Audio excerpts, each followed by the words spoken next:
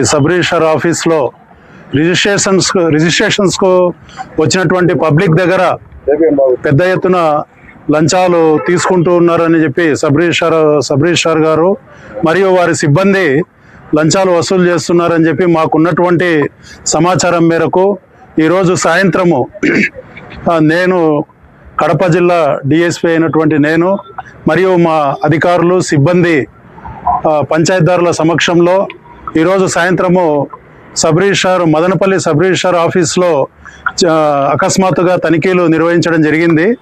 ఈ తనిఖీల్లో భాగంగా ఎస్ఆర్ఓ గారి దగ్గర వాళ్ళ స్టాఫ్ రూమ్లోనూ రికార్డ్ రూమ్లోనూ మొత్తంగా కలిపి అకౌంట్ ఫార్ కానటువంటి అమౌంట్ 1,25,000 పైన ఇప్పటి వరకు కూడా మాకు లభించడం జరిగింది. దీనన్నింటినీ కూడా మేము వాళ్ళ రికార్డ్స్ని వెరిఫై చేస్తున్నాము. ఈరోజు జరిగినటువంటి డాక్యుమెంట్స్ వివరాలన్నింటినీ కూడా తీసుకొని పరిశీలిస్తున్నాము. వాళ్ళు ఏవైతే స్టాంప్స్ అమ్మారో ఆ స్టాంప్స్ ఈసీస్ ఈరోజు ఏవైతే ట్రాన్సాక్షన్స్ జరిగాయో వాటి వివరాలను అన్నింటినీ కూడా పరిశీలిస్తున్నాము. దీనిలో ఏదైతే గవర్నమెంట్ సొమ్ము ఉందో దాన్ని వెరిఫై చేసుకొని ఏదైతే అకౌంట్ ఫార్ కాని అమౌంట్ ఉందో అంటే వీళ్ళు లంచాలుగా వసూలు చేసినటువంటి అమౌంట్ను అకౌంట్ ఫార్ చేసుకొని దాని మీద ఒక రిపోర్ట్ను రాసి మనము హెడ్ ఆఫీస్కు మా ఉన్నతాధికారులకు అటు నుంచి ప్రభుత్వానికి వాళ్ళ మీద క్రమశిక్షణ చర్యల కోసం సమర్పించడం జరుగుతుంది. తదుపరి వివరాలు తర్వాత తెలియజేస్తాం. జరుగుతున్నాయండి, ఇంకా వెరిఫై చేస్తున్నాము. రికార్డ్స్ అన్నీ కూడా వెరిఫై చేయాల్సి ఉంది. ఈరోజు గవర్నమెంట్ ట్రాన్సాక్షన్స్ అంటే రిజిస్ట్రేషన్స్ కానీ ఈసీస్ కానీ స్టాంప్స్ సెల్లింగ్ కానీ ఎంత మేరకు జరిగాయి, దానికి రావాల్సిన అమౌంట్ ఎంత, వీళ్ళ దగ్గర ఉన్న అమౌంట్ ఎంత, ఇదంతా కూడా మేము వెరిఫై చేస్తూ ఉన్నాము.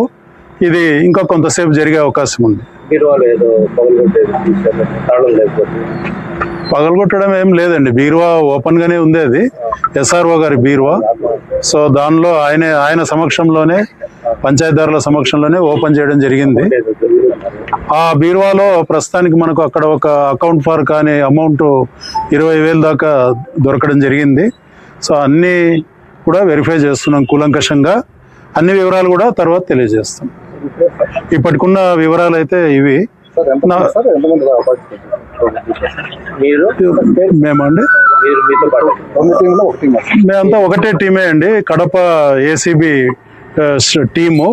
నేను డిఎస్పీ సీతారామరావు, సిఐ నాగరాజు గారు అంటే సిబ్బంది అంతా కలిపి ఒక 14 మంది దాకా మేము ఈరోజు ఈ దాడుల్లో పాల్గొనడం జరిగింది. ఇది కేసు అనేది అవుతుందా కాదని ఇప్పుడు చెప్పలేము. మేమైతే రిపోర్ట్ రాసి ఉన్నతాధికారులకు పంపించడం జరుగుతుంది. అక్కడ తీసుకోబడే నిర్ణయం మేరకు తర్వాత ఇది నిర్ణయించడం జరుగుతుంది. దీనిలో అరెస్ట్ అంటూ ఏమి ఉండదండి, రిపోర్ట్ పంపించడం జరుగుతుంది. సో దాని మీద ఫర్దర్గా నిర్ణయం తీసుకోవడం జరుగుతుంది.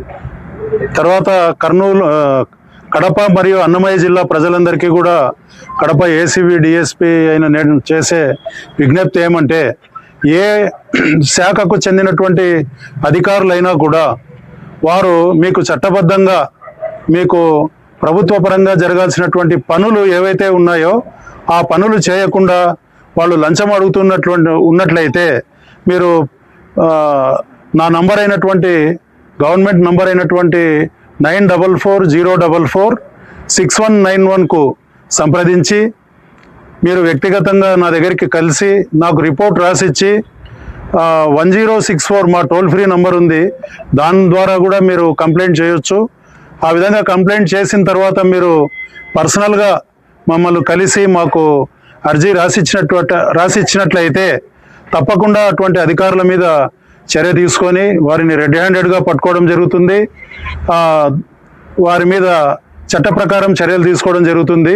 అదేవిధంగా అక్రమంగా ఎవరైనా ప్రభుత్వ ఉద్యోగులు అధికారులు ఆస్తులు సంపాదించి ఉన్నట్లయితే ఆ వివరాలను మీరు మాకు ప్రత్యక్షంగా కలిసి కానీ పోస్టు ద్వారా కానీ మీరు మాకు తెలియజేసినటువంటి అయితే మీ వివరాలన్నింటినీ కూడా మేము గోప్యంగా ఉంచి వాటి మీద మేము విచారణ జరిపి చర్య తీసుకోవడం జరుగుతుంది. కాబట్టి ఈ సందర్భంగా ప్రజలందరూ కూడా ఎటువంటి సందేహాలు